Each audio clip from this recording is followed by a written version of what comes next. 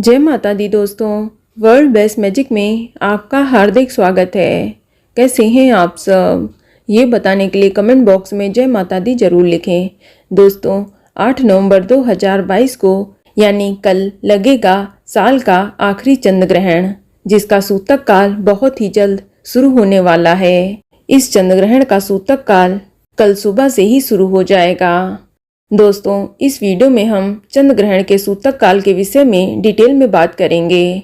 आपको बता दें कि ग्रहण के समय हर इंसान को बहुत ज़्यादा सावधानी के साथ रहना होता है।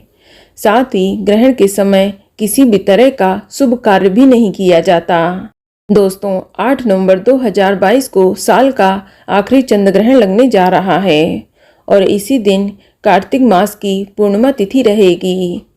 इसी के साथ इसी दिन देव दिवाली का पर्व भी मनाया जाएगा। चंद्र ग्रहण होने के कारण देव दिवाली और कार्तिक पूर्णिमा का महत्व और भी ज़्यादा बढ़ गया है। आपको बता दें कि ये जो 8 नवंबर का चंद्र ग्रहण है ये भारत में भी देखा जा सकेगा। ये कार्तिक माह के कृष्ण पक्ष की पूर्णिमा तिथि को दिन मंगलवार को लगने जा रहा है और ये 8 नवंबर का चंद्र ग्रहण मेष राशि और भरणी नक्षत्र में लगेगा, जिस वजह से इस चंद्र ग्रहण का सबसे ज़्यादा प्रभाव मेष राशि के जातक और भरणी नक्षत्र में जन्मे जातकों पर होगा। उन्हें इस चंद्र ग्रहण के दौरान खास सावधानी बरतने की आवश्यकता होगी। दोस्तों वहीं कई लोगों के मन में इस चंद्र ग्रहण के सूतक काल को लेकर भी कई सवाल हैं। आपको बता दें कि सूतक काल उस वक्त को कहते हैं जब ग्रहण लगने से पहले अशुभ समय शुरू हो जाता है। इसी समय से ही शुभ कार्यों को करना वर्जित माना गया है। आपको बता दें कि चंद्र ग्रहण का सूतक काल 9 घंटे पहले शुरू हो जाता है और सूतक काल की समाप्ति ग्रहण खत्म होने के साथ ही होती है।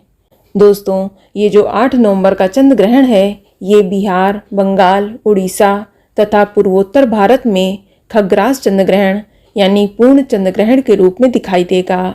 बाकी शेष भारत में ये खंडग्रास यानी आंशिक चंद्र ग्रहण के रूप में देखा जा सकेगा और भारत के साथ साथ ये चंद्र ग्रहण उत्तरी दक्षिणी अमेरिका, ऑस्ट्रेलिया, एशिया, अटलांटिक सागर, पैसिफिक सागर, अर्जेंटीना, चिली, बोलीविया, ब्राज़ील, चीन, रूस, Bhutan, Pakistan, Afghanistan, Sri Lanka, Myanmar, Fiji, Thailand और जापान में भी देखा जा सकेगा।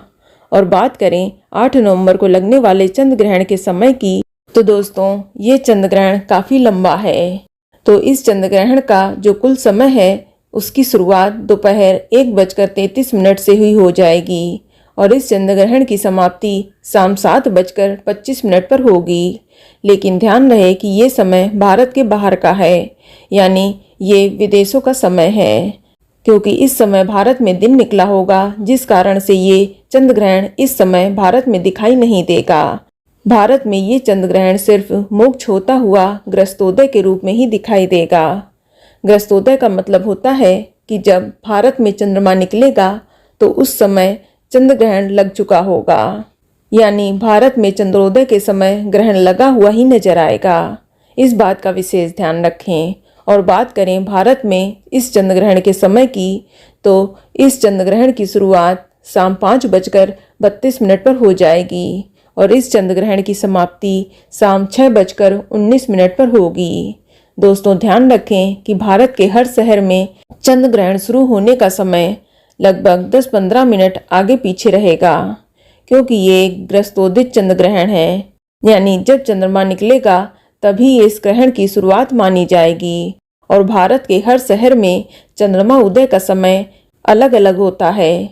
इस वजह से इस चंद्र ग्रहण का शुरुआती समय भी हर शहर में अलग अलग ही होगा।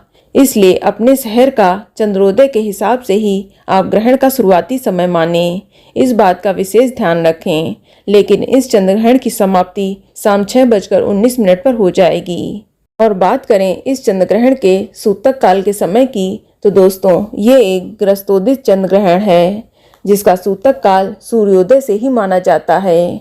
तो इस चंद्र ग्रहण के सूतक काल की शुरुआत सुबह 6:39 पर हो जाएगी और सूतक काल की समाप्ति ग्रहण के साथ ही शाम 6:19 पर होगी।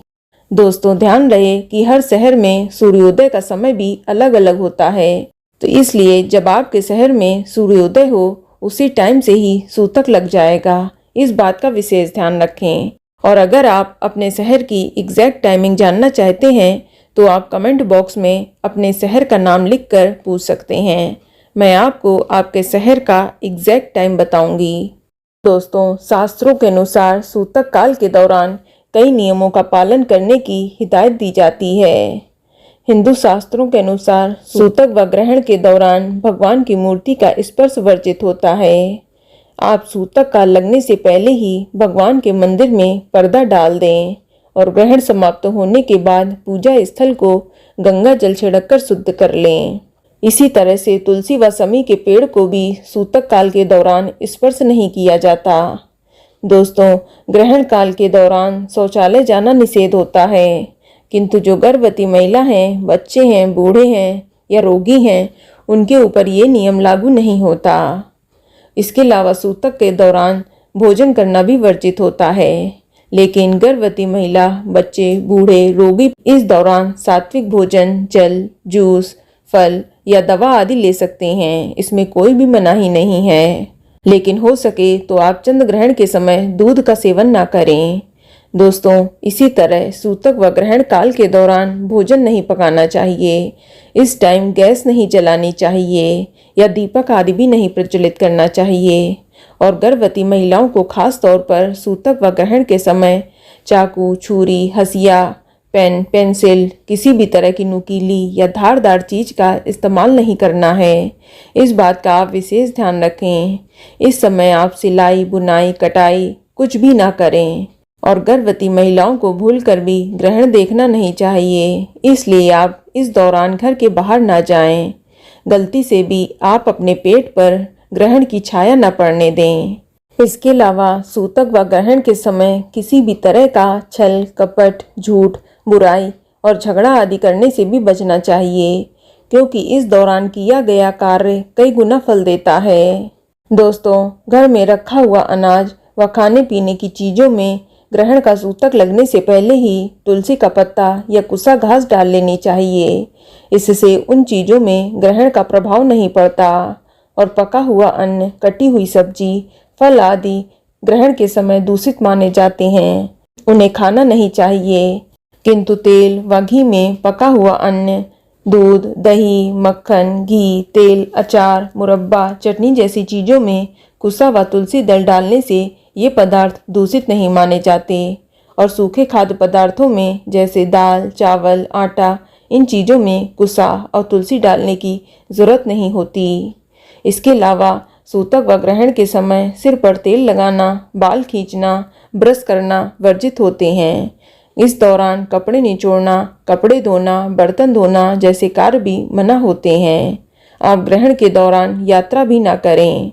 ग्रहण व सूतक के समय नाखून व बाल काटना भी वर्जित होता है।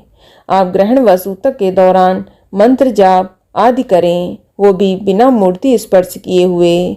आप इस दौरान अपने इष्ट देव गुरु मंत्र या गायत्री मंत्र या महामृत्युंजय मंत्र का जाप करें। और ग्रहण समाप्त होने के बाद गंगा जल डालकर स्नान करके स्वच्छ वस्त्र धारण करें और फिर किसी जरूरतमंद या ब्राह्मण को यथाशक्ति दान अवश्य करें। दोस्तों, ग्रहण काल का समय किसी भी तरह की मंत्र सिद्धि व साधना के लिए बहुत ही उपयुक्त होता है। अगर आपकी कुंडली में चंद्रमा कमजोर है तो आप इस समय ओम चंद्राय नमः या ओम सोम सोमाय नमः मंत्र का जाप करें। इससे आपको अच्छे परिणाम मिलेंगे। तो दोस्तों, ये जानकारी आपको अच्छी लगी तो कमेंट में जय माता दी जरूर लिखें। और अगर आपका कोई सवाल है तो उसे कमेंट बॉक्स में अवश्य पूछ लें। और इस वीडियो को लाइक करें, शेयर करें और साथ ही साथ चैनल को सब्सक्राइब करें। धन्यवाद।